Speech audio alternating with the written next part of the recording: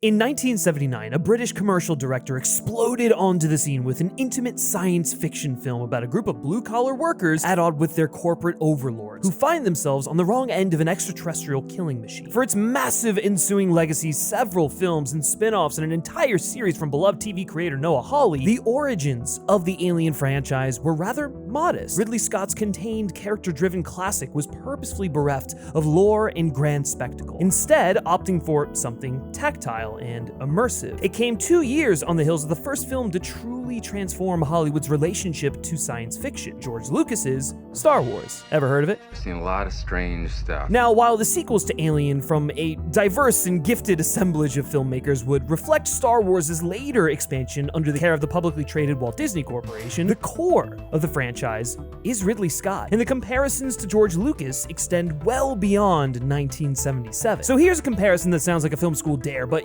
actually unlocks the entire conversation. George Lucas's Star Wars prequels are a great parallel for thinking about Ridley Scott's Alien prequels. Two titans of popular cinema, decades removed from their genre-defining breakthroughs, both returning not because the world begged them to, but because something inside them wouldn't shut up. Imperfect? Absolutely. Overdetermined? Sure. But they feel like notebooks you're not supposed to read. Messy, candid, obsessive, and unnervingly personal. They're movies by artists gnawing on ideas they've been mulling over their entire lives. And what's gnawing if it doesn't draw a little blood? Beginning with The Phantom Menace, George Lucas returned to the franchise with a 3-movie civics lesson about how democracies die. With thunderous applause. In the mind of George Lucas, idealism curdles into empire and corrupts everything it touches. For Ridley, the conversation is less political and more spiritual. With Prometheus and Covenant, he explores the most ancient of questions. Why are we here? Who made us, and what happens when the children decide their parents are unworthy? It's creation and revolt, gods and their sulky, brilliant kids, a cycle of hubris and payback that turns myth to pure horror. In both cases, the films are less about fan service than filmmaker obsession. With Ridley's Alien prequels, you feel like you're watching a man reflecting on his life and work with the wisdom of old age and the nagging feeling that there are a few things he needs to say before it's too late. Now, if you want a skeleton key for the Alien prequels specifically, try this. Watch Prometheus and Alien Covenant as two halves of a single story mapped onto Lawrence of Arabia. The arrival of the idealist, the intoxicating rise, the conquest that turns a man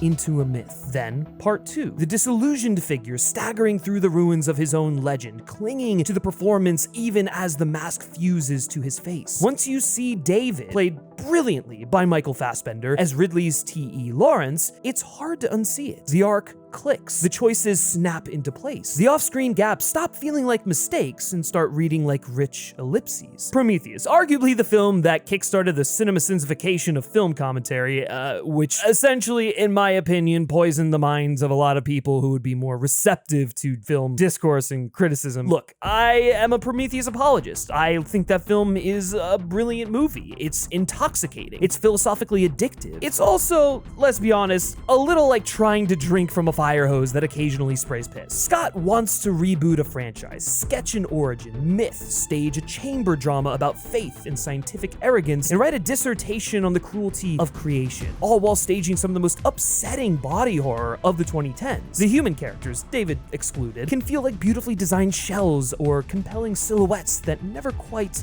fill out. The film's preoccupations are so potent, you can practically hear Ridley at his keyboard, and the man types good. The most fascinating thing about Prometheus is that the two characters leading the expedition are essentially religious zealots. They're traveling into deep space to meet their god, and they are accompanied by technicians who can aid them on the expedition. This pairing of faith and grounded pragmatism illustrates the nexus of Ridley Scott with these prequels. He's a master of his tactile craft, but his aims are transcendental. What Prometheus is chewing on is the vicious feedback loop between creators and their creation. Children demand an explanation from their parents, only for the parents to shrug and say, well, because we're your parents. Why do you think your people made me?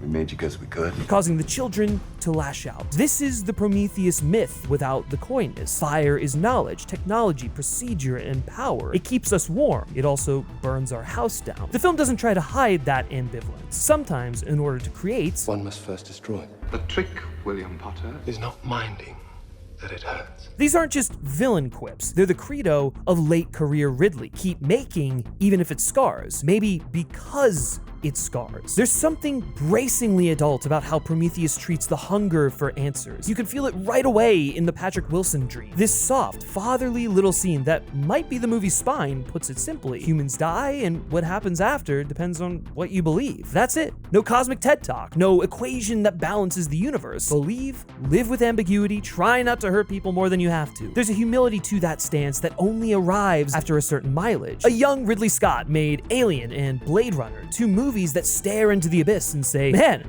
it's fucking dark in there. Big too. Prometheus is gnarlier than its reputation would suggest, but spiritually, it's so much weirder, more ambivalent, more the map can be perfect and you'll still die in the desert. In a way, it's more nihilistic and practical. Obsessing over the unknowable is a waste. Belief is private, and the universe will not applaud your epiphany. In Prometheus, you're on board for the philosophy, and then the autosurgery kicks your ass and reminds you who's in charge. In fact, it is still one of the most upsetting set pieces Ridley has ever directed. He takes the sexualized body horror DNA of Alien and refocuses it through a female POV gauntlet that's simultaneously metaphor and action beat. It's not just gore, it's a thematic punctuation. Creation as violation, autonomy against the machine, a birth scene where birth is redefined as expulsion. In some ways, you can think of these films as a forced birth. Prometheus is less about welcoming a beautiful baby into the world and more about squeezing it out and letting it rip. Even the widely misunderstood Guy Pearce casting works for me. And not just because I adore Guy Pearce, I mean, who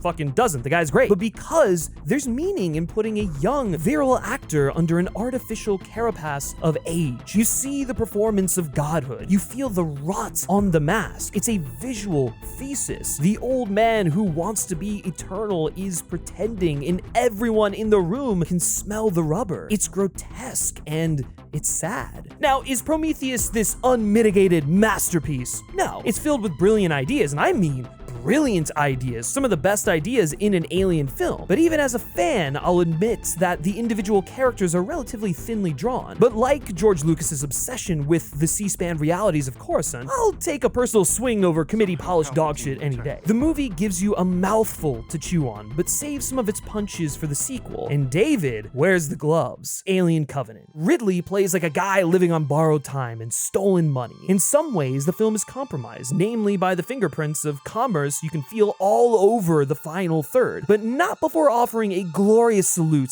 to his monstrous Hollywood creation. The opening of the film is fucking perfect. A pristine white room, Wayland, his newborn creation, in a view of a sterile world. The themes announce itself without shouting. A creator who believes he deserves worship and a creation who realizes he is more beautiful than his maker. You can hear the Milton humming beneath the dialogue. Serve in heaven or reign in hell. And at the end of the day, the monster that Ridley Scott created has a will all its own. The setup for Covenant shows us a ship changing course to visit what it believes to be a better planet, but it's ultimately a trap. What they find here is a nightmarish Olympus, a city of gods turned to ash, parable turned to gothic nightmare. There's a reason the working title for Alien Covenant was Paradise Lost. Instead of the paradise promised them by a distant voice of salvation, they find terror and ruin. The signal is a lure, the promise of control wearing the face of hope. The engineer necropolis is a monument to what happens when a son decides to fix his father's mistakes. David has practiced genocide as a studio warm-up, but with a chilling precision. He's not a hateful exterminator, he's a curious one. This is where the Lawrence mapping gets eerie. Lawrence takes Aqaba, constructs the legend of himself in real time, and the world believes because it wants to. In the second half, the legend eats the man. We've seen it in Lawrence, we've seen it in Dune, but what we see in Ridley's work is altogether more strange. Whatever happened to David and Shaw between Prometheus and Covenant, and yes, the fact that we don't see it is as fascinating as it is frustrating. I mean, I know there was that little short film that they released online leading up to the release of Covenant, but it doesn't really work. Regardless, that was David's Aqaba, the great act that made him believe he was more than a man, more than a machine, more than a son. By the time the Covenant crew meets him, he's the film's Lawrence, all myth and charisma. The piece that is missing is the prequel's Attack of the Clones, the major conflict that defines its bookends, but the shape of it is burned into the negative. Lawrence of Arabia wouldn't be Lawrence of Arabia without Peter O'Toole, and no one else could sell the awe-inspiring weirdness of Alien Covenant than Michael Fassbender. David and Walter, his two dueling roles, are a masterclass in contrast. David is theatrical, baroque, a a peacock with a straight razor. Walter is plain, decent, even kind. David wants to be Ozymandias, king of kings. Walter is content to be the sand that outlasts the statue. My name is Ozymandias, king of kings. Look on my works, ye mighty, and despair.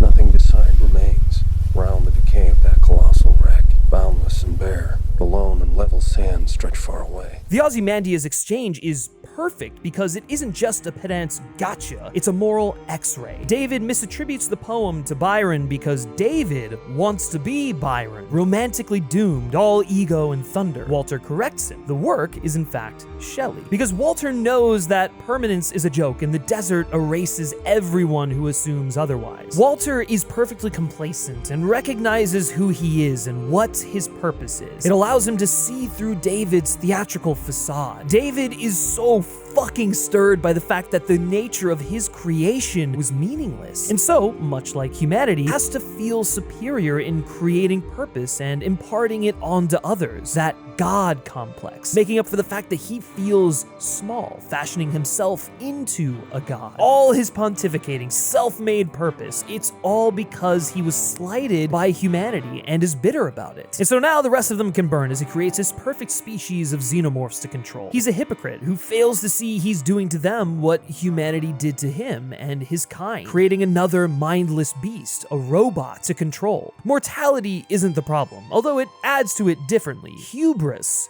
is the problem. And David, knowing he's immortal, or at least thinking he is, makes him believe he's infallible. When one note is off, it eventually destroys the whole symphony, David. David's fatal flaw is overestimating his own genius, creating an imperfect creation. And yet, much like humanity, he won't allow himself to recognize this. Look on my works, ye mighty, and despair. The lone and level sand stretch far away. There is nothing in the desert. And no man needs nothing. What was that? Just something from a film I like. David hears that line as a dare. Walter hears it as a statement of plain fact. Thankfully, you don't have to suffer in order to become a technically proficient craftsperson attaining the tools, knowledge, and skills to be the best of the best thanks to our good friends at Brilliant. You've heard me talk about Brilliant on the channel before, and for good reason. They're my favorite platform for learning new skills that are tailored to the way you retain information. Brilliant helps you become a better thinker and problem solver through interactive lessons in math, science, programming, data analysis, you name it, building your understanding of concepts from the ground up. Crafted by an award-winning team of teachers, researchers, and professionals from Stanford, MIT, Caltech, Google, and more. Brilliant's lessons are designed to develop your critical thinking skills through problem solving, not rote memorization. Each lesson is filled with hands-on problem solving that lets you play with concepts such as electric and digital circuits and gear systems, physical structures, and more. So what are you waiting for? Give learning a try. Give that big brain a workout by going to brilliant.org/filmspeak, scan the QR code on screen, or click the link in the description below. Brilliant's also giving our viewers 20% off an annual premium subscription, which gives you unlimited daily access to everything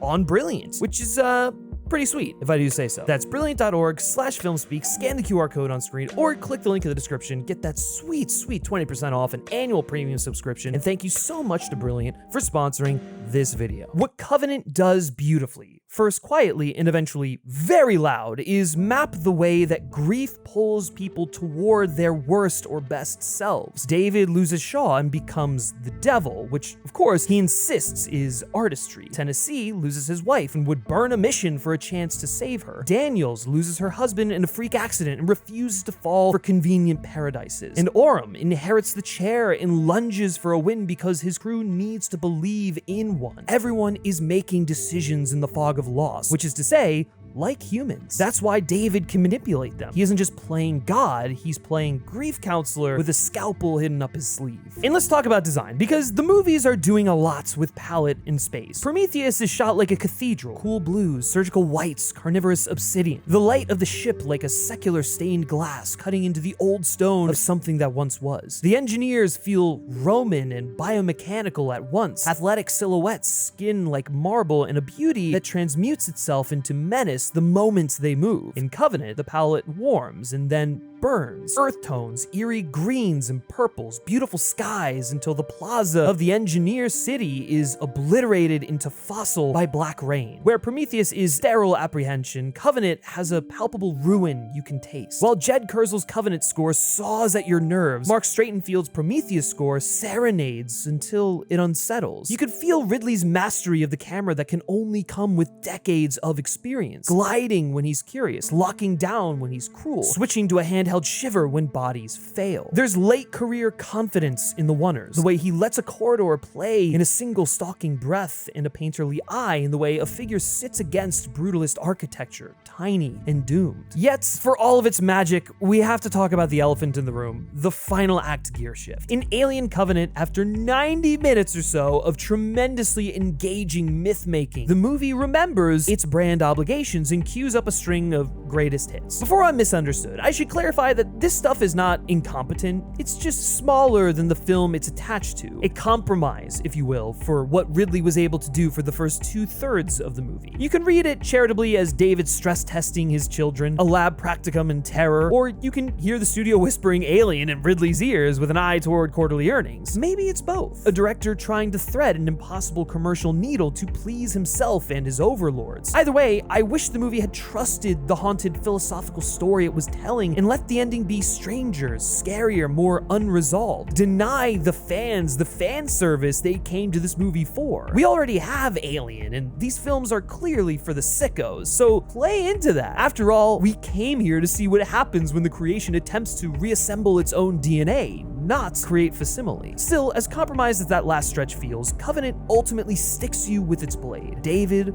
wins. He slithers into the role the crew wanted to assign to Walter, tucks his monsters away like a proud parent, and hums a tune from a culture he doesn't need to understand to hold in utter disdain. Now he has a colony ship, embryos, and a nursery's worth of sleeping human canvases. He has his desert. He thinks the nothing will obey him. That's the tragedy Lean understood and that Ridley is channeling. The desert doesn't care about your plans, and no man needs nothing, but men convinced they do will try to build godhood out of the emptiness. It always goes the same way, and the sand outlives the statue. Somewhere in deep space, there is a withering monument to David's conquest. And this is where some of the personal stuff bleeds through. Ridley is, in some complicated way, David. Not in his transcendental aspirations rooted in patricide, but in the engine that drives him. His creation of a stern, absent world conditioned by systems that measure worth and output, learning to turn deprivation into drive. I mean, after all, Ridley Scott's father served in the Royal Engineers. Sure, that means nothing, right? Absolutely no thematic resonance whatsoever. He spent a career building worlds you can live inside, populating them with creatures and cultures that feel tactile, and like every parent of a particular world, watching audiences decide which children to love. The late career prequels feel like an artist reclaiming the mythology that has been transformed through the prison of commerce. You may think you knew what Alien was about, but Scott is here to tell you that, you might not. And he makes the point ruthlessly clear in that pitch-perfect opening of Covenant. Wayland wants a civil god who will mirror his greatness. He creates a being who instantly perceives that his maker is smaller than the room he's standing in. Bring me his tea, David. The command is the entire relationship in 2 words. David's first lesson is humiliation. His second is art. You can trace every atrocity to those 2 notes. It's not that he hates humanity, it's that he cannot forgive them for being so sloppy with their power. Which, to be fair, is the movie's critique of us. We pry at the locks of paradise with dirty fingernails and then complain when the door opens straight onto a cliff's edge. If that sounds grand, it is. These movies are shockingly grand in their failures, in their structure, and in their ambition. And they're maddening in a way that mirrors the stories they tell. Consider the audience text feedback loop. We went looking for an Alien prequel because we thought we knew what we'd find. Eggs, maybe a queen, some sort of firm handshake with 1979. For that, you'll have to wait for Alien Romulus and yawn. Prometheus says, what if the egg was the least interesting parts of the game? And audiences understandably responded in frustration. Covenant brings the eggs and the facehuggers and the air duct ballet to please the cohort, and somehow the people who wanted that shit felt shortchanged all the same. It'd be funny if its meta-reality were not so thematically connected to the work itself. More often than not, humanity goes looking for things when we're already sure how the story ends. When it doesn't end that way,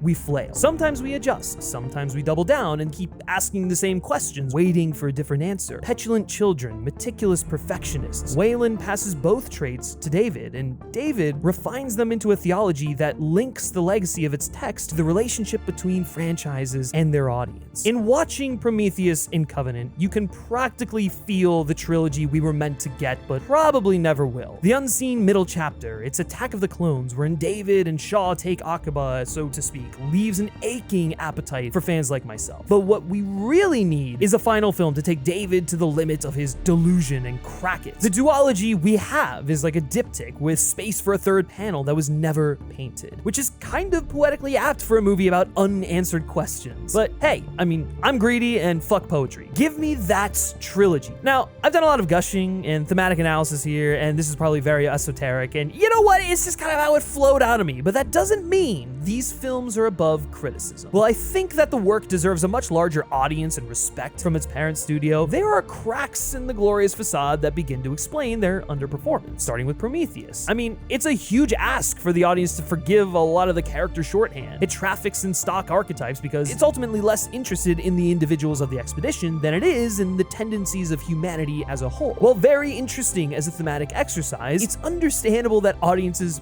might want a little more character development to latch onto. Meanwhile, Covenant really does surrender some of its uniqueness in that last act, and its cavern of lore teases answers that deliberately refuse to cohere if you try to diagram them. But when the ambition is at this level, is that really a failing? For me, the films land exactly where they aim. Not on explanation, but on sensation and exploration. I don't need to know the exact brand genealogy of the xenomorph to feel the sickness of a lab where scientists want to be God and the test subject is merely a species. I don't need the engineer's cosmology footnoted to feel the cold when the creator looks upon their creation with disgust. And David is the reason the pair transcends the categorization of interesting failure. He is one of the great science fiction characters of the century. I mean, he's a rebel angel born from a corporate prayer. When he's asked, What do you believe in, David? and he answers with, Creation. you can practically feel the wires inside him hum. He is, in the oldest sense, tragic, a figure whose strength and flaw are the exact same gesture. He wants to build something that cannot die, so he never has to forgive the fact that he can't. He's brilliant, he's pathetic, and I could watch him play that fucking flute all day. Come on. I'll do the fingering. Maybe that's why, even as I roll my eyes at a few small decisions here and there, I can't shake these films. They haunt me. They're not prequels in the brand management sense. They're explosions of the core text. If the original Alien was a haunted house and Alien was a war film, these are discursive works of feud between God and man, disguised as gorgeous sci-fi. They're late-style works in that the resources can occasionally outstrip the focus, but I see that as a feature, not a bug. There's nothing more interesting to me than a filmmaker near the end of their life exploring the stories that most move them. Prometheus and Covenant believe sincerely that the flame we pass to our offspring may well torch the sky. And yes, the meta joke writes itself. Audiences stole profit from the gods, so now we're chained to middling franchises forever. But that's too flippant for what Scott is doing. He's not making a cheap, reflexive critique. He's using a studio's most valuable monster to process godhood, mortality, grief, and pride. And while the box office did what, the box office does, those of us who wanted a late career work that behaves like a late career work,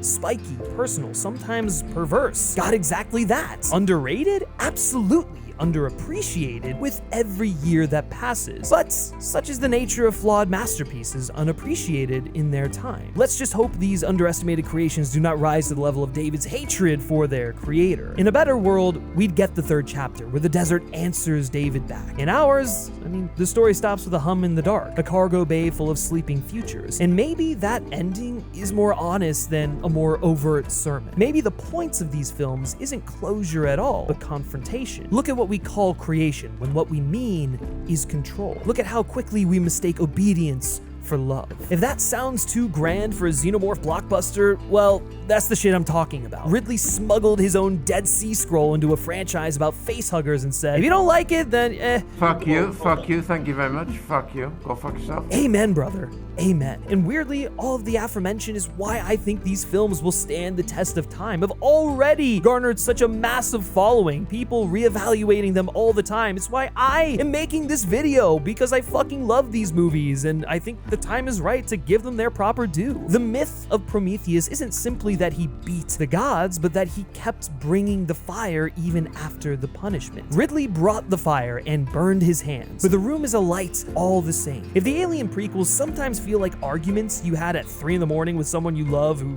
maybe doesn't love you back, that's alright. That's what art made by humans looks like. The truth is in the mess. And so we end where we began, with the Lucas comparison, because it really does hold. The Star Wars prequels have been reclaimed because people removed from initial release hype have come to accept the films for what they are: idiosyncratic political operas built by a single mind. I think the Alien prequels are still waiting for that moment, but I'm here to jumpstart the conversation. Maybe the clearest, cleanest way to put it is this: Prometheus and Covenant don't solve Alien, and they don't intend to, but they do solve Ridley Scott. They reveal the obsessions he's been working through since he first defected from the commercial world and tried his hand at narrative work. He's a creator interrogating creation, a son judging a father, and eventually a father daring his children to judge him back. He is, in his bones, a filmmaker who will make 2 massive epics about the fraught mutual obligation between a creator and their creation. And if that feels a little too lofty for a Hollywood blockbuster,